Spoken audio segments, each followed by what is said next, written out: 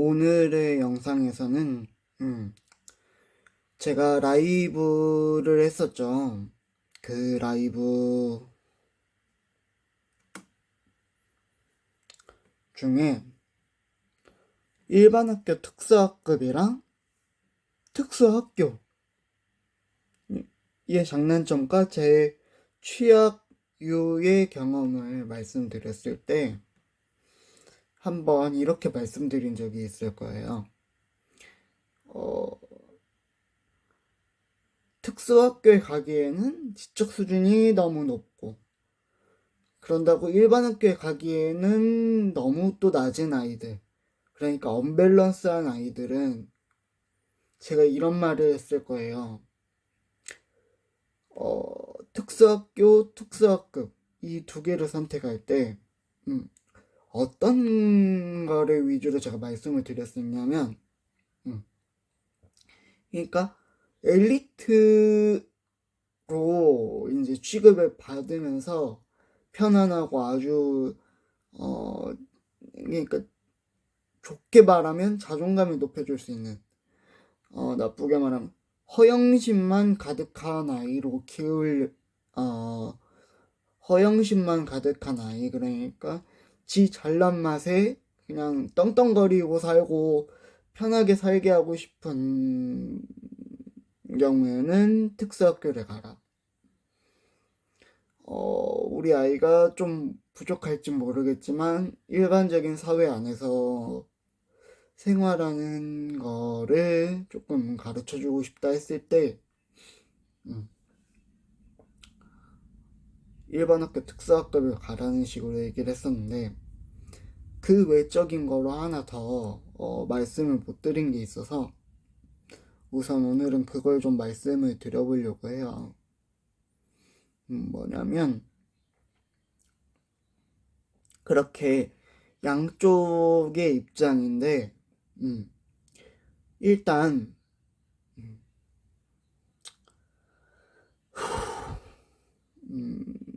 순서상 먼저 특수학교보다는 특수학급부터 얘기할게요. 만약에 그런 스타일인데 아이가 일반 학교에 갔어요. 특수학급에. 근데 부분 통합이에요. 완전 분리의 경우에는 솔직히 말하면 어,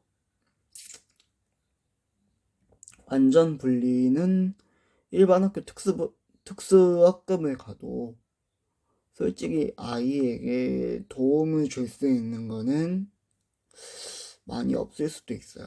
그 학교의 환경이 어떤지 봐야 되는데 그건 논외로 하고, 우선은 일반 학교 특수학급을 갔는데 이 아이가 어, 환경은 개별화 교육이라는 거를 통해서 부분적으로 이제 채워질 수 있는 환경이라고 볼 때 부모 입장에선 그게 좋게 보일 수도 있겠지만 아이는 심적인 밸런스가 맞지 않아서 힘들어하는 경우도 있어요. 근데 그거는 초창기에는 특수학교든 특수학급이든 똑같죠. 다만 여기서 중요한 지점은 뭐냐?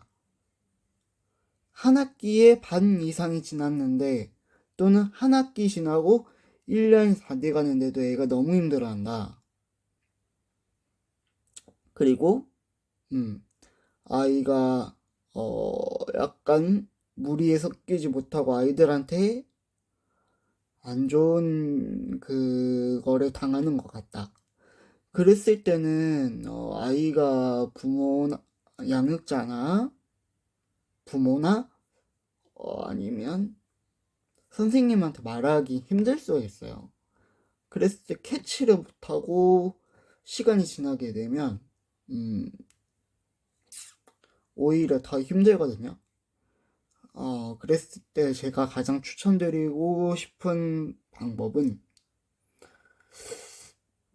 일반 학교 특수학급에 있었으니까 경험해봤으니까 어, 이제 아이가 너무 힘들어하고 맞지 않는다는 걸 알았으니까 부모 눈엔 좋아 보일지 모르겠지만 아이한테는 맞지 않았던 거예요. 그게 심적인 부담감이 너무 맥스가 돼 있는 상태에서 음, 힘듦을 많이 겪어버리면 일단 수업 따라가는 것 자체가 힘들어져요. 그러니까 학습을 할 수 있는 상태가 되지 않는 경우가 힘들어지는 경우가 진짜 많은데 그래서 제가 한 가지 말씀드리고 싶은 거는 그런 아이고 그 다음에 학교 선생님께서 만약에 애가 너무 힘들어한다는 얘기를 하셨다고 하면은 그때는 이제 특수 학교로 전학을 보내주시는 게 가장 좋습니다. 제 경험상 제 옆에서 발달장애 친구들도 지켜보고 신체장애 친구들도 똑같이 지켜봤지만 그게 제일 최선이에요. 양육자가 아이에게 해줄 수 있는 그 방법밖에 없어요. 아니면 그거를 애가 오로지 감당해야 되는데 그 감당할 퍼센테이지가 애가 얼마나 버틸 수 있는지 모르니까 더 위험해지기 전에 조금 마음이 편해질 수 있는 특수학교로 보내주시는 게 가장 좋고 또 거꾸로 이제 어느 정도 편하게 지냈는데 애가 뭘 배우는지 모르겠는 분들 그 다음에 애가 특수학교를 갔는데 오히려 그 전보다 부모의 눈에 학습적인 수준이 뭐 낮아지는 것처럼 보여질 때가 있어요. 그랬을 경우에는 일단 특수학교 선생님하고 상의를 해보신 다음에 거꾸로 아이에게 이제 만약에 일반 학교 특수학급으로 전학을 권하신다면 그때는 제발 미련 가지지 마시고 특수학교로 보내주시는 일반 정확하게 특수학교를 경험을 했으니까 다시 일반 학교로 보내셔서 아이에게 학습적인 능력을 길러주시는 게 가장 좋아요. 근데 여기서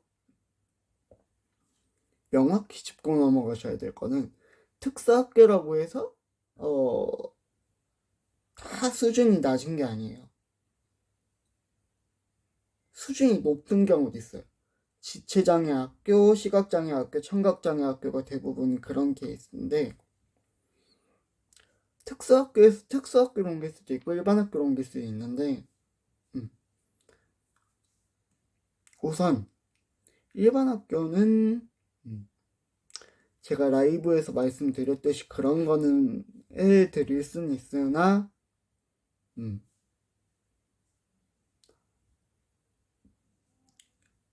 아이 스스로가 버텨야 되는 그 힘이 있으면 가능한데 아니면은 특수학교 다른 학교를 알아보시는 게 가장 좋죠.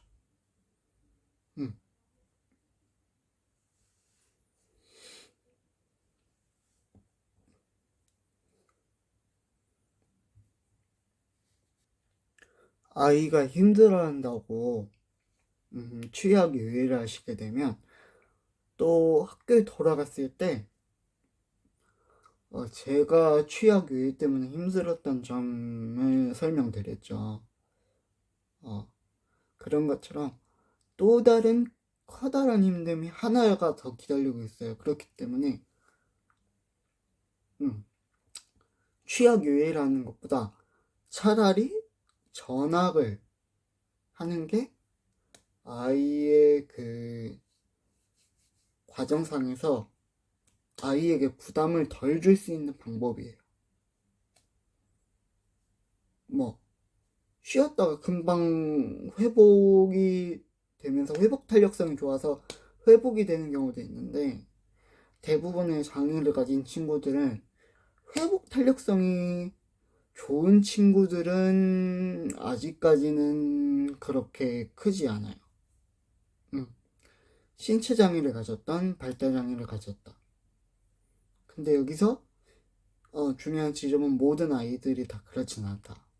좋은 아이들도 있다. 하지만 대부분의 경우 음, 이제 심리적인 압박이 커서 그렇게 힘들어했던 아이들의 경우에는 취약 유예가 되면 될수록 더 힘들어요.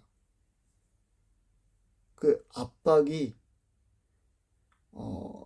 밸런스가 점점 높아져요. 만약 1에서 10이 있으면 아이가 겪은 건 한 5 정도 되는데 5 정도까지는 버텼는데 그동안 경험이 너무 힘들었어요. 자기 마음속에서. 그래서 1년, 1년이든 뭐 몇 개월이든 유예를 했는데 학교를 다시 돌아가니까 5였던 게 갑자기 8, 9 또는 이렇게 커다란 10이 돼버린 거예요. 그랬을 때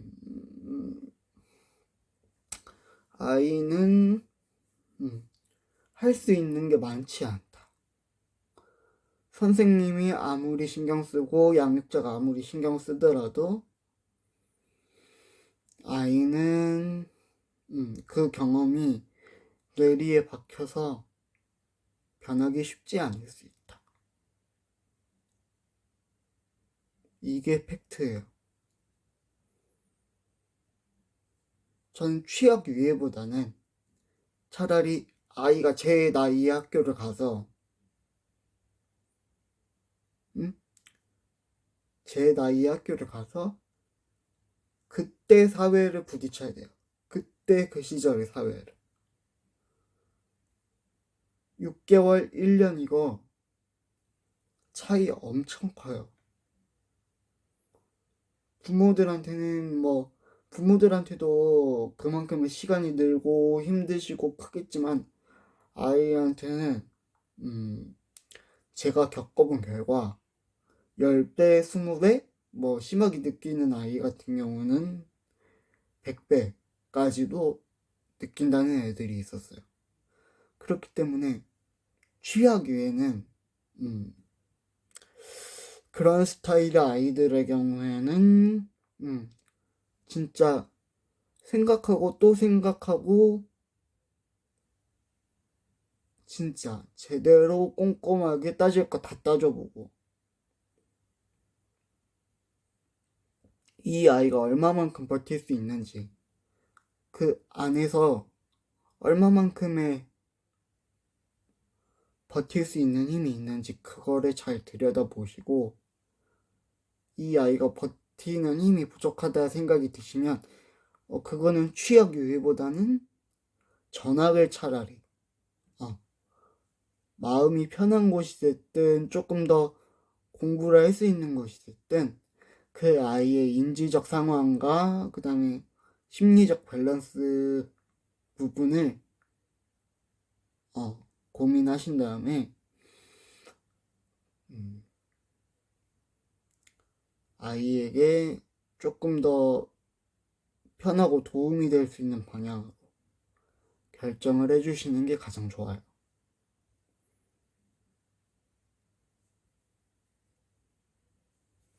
만약에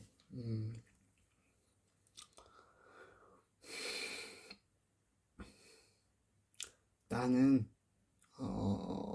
내 가족이 내 아이가 얼마만큼의 버티는 힘이 있는지도 모르겠고 이 아이에게 어떤 게 도움이 되는지도 모르겠다. 그런 경우라면 아이가 다니고 있는 사설치료센터 또는 복지기관 그런 곳에 계시는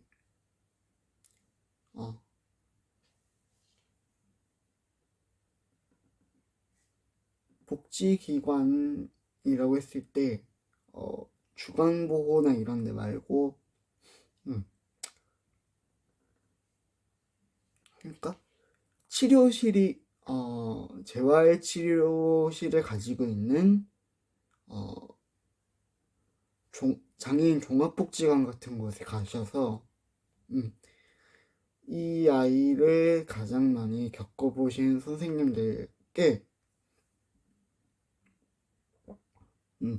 이 아이의 성향이나 이런 걸 아시고 계시는 전문가분들께 가셔서 이 아이에게 어떻게 하는 게 조금 더 아이를 편안하게 해줄 수 있고 도움을 더 줄 수 있는지 그거를 도움을 한번 받아보세요. 여쭤보세요, 직접. 왜냐면 그분들은 양육자분들의 상황도 알고 아이에 대한 그런 1차적인 상황들도 많이 알고 계시기 때문에 양육자분들이 바라는 것과 아이의 상황에서 이 밸런스의 중간 지점 내지 조금 더 낮은 수준에, 그러니까 평균점을 얻을 수 있도록 어드바이스는 해 주실 수 있어요. 다만 한 선생님을 찾아가지 말고 여러 영역에 계시는 분들께 다방면에서 조언을 구하시고 어드바이스 받으셔서